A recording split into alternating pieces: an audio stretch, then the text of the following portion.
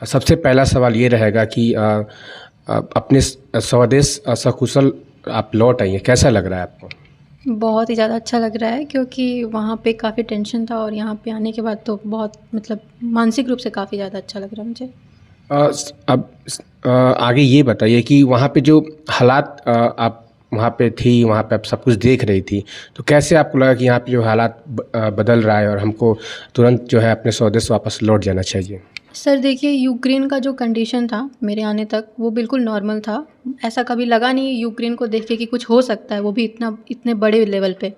पर मेरे पेरेंट्स का कंटिन्यूअस फ़ोन आता था मुझे कि तुम वापस आ जाओ, तुमको नहीं पता चल रहा है। यहाँ के न्यूज़ चैनल में, इंडिया के न्यूज़ चैनल में दिखाया जा रहा है कि कंडीशन बहुत ख़राब हो रही है, शायद तुम लोग को वहाँ से बातें छिपाई जा रही हैं। तो उनके मेरे पेरेंट्स का कहना था ऐसा, इसलिए उनके मतलब ज़बरदस्ती करने पर मैं वापस लौट आई 20 फरवरी को। 14 फरवरी को भारत सरकार द्वारा जो एडवाइजरी जारी किया गया था कि जो भी छात्र अपना जाना चाहते हैं, अपने स्वदेश वापस लौटना चाहते हैं, वो लौट जाएँ। तो क्या आप उस एडवाइजरी के थ्रू वापस आए या अपने निजी खर्च से वापस आए या भारत सरकार ने कोई आपको हेल्प किया? सर, भारत सरकार की जो भी सेवा थी वो मुझे लगता है अराउंड 18 फरवरी के बाद उन्होंने 3 विशेष विमानों की व्यवस्था की थी। 23 तारीख, 25 तारीख और 27 फरवरी। इन 3 फरवरी की 3 विशेष विमान थी। पर मेरे माता-पिता का कहना था कि तुमको 20 फरवरी से वापस पहले लौट आओ, और उसके लिए यूक्रेन से बहुत सारी कमर्शियल फ़्लाइट्स अवेलेबल थी। क्योंकि उन लोगों ने एयर इंडिया की अरेंज की थी, जो गवर्नमेंट से अरेंज थी। पर उनका कहना था कि तुम 20 फरवरी से वापस आओ, तो मैं पहले ही चली आई। मैंने उन दिनों की फ़्लाइट्स का इंतज़ार ही नहीं किया।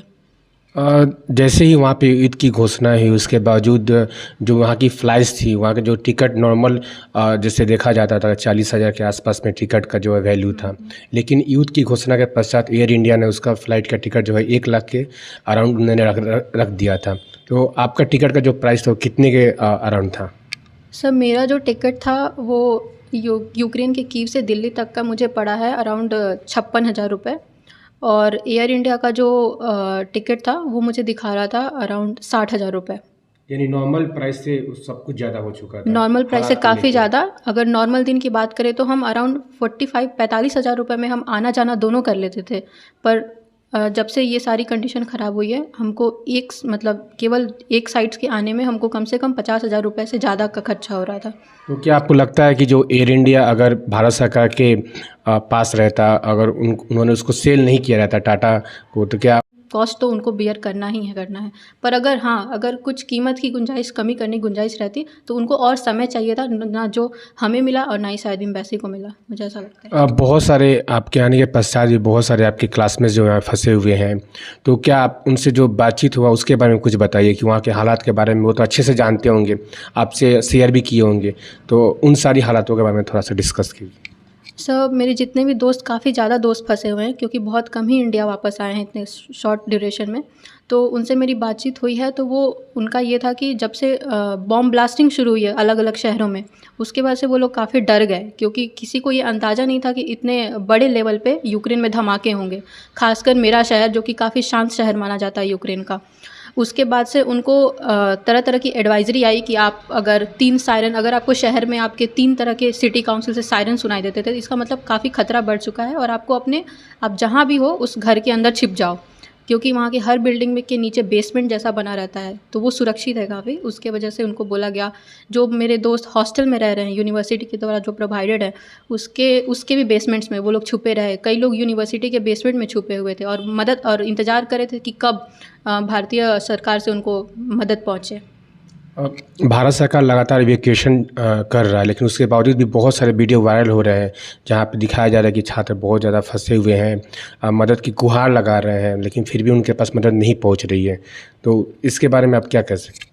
सब मदद पहुंच रही है, मदद उनको ऐसा लग रहा है मदद नहीं पहुंच रही है क्योंकि नंबर ऑफ़ जो स्टूडेंट्स हैं वहाँ पे वो काफ़ी ज़्यादा है। 15,000 कोई कम नंबर नहीं होता है बच्चों का। और क्योंकि 25 तारीख को इससे सारा सिचुएशन ये ख़राब हुआ है और आज शायद संडे है, तो मुझे लगता है 2-3 दिन में मेरे जो भी जानने वाले थे, जो मेरे शहर के लोग थे, वो लोग वहाँ से वापस निकल रहे हैं। तो मुझे लगता है कि समय लगेगा क्योंकि काफ़ी ज़्यादा बच्चे हैं, पर ऐसा नहीं है कि कोई छूट जाएगा, मुझे ऐसा लगता है।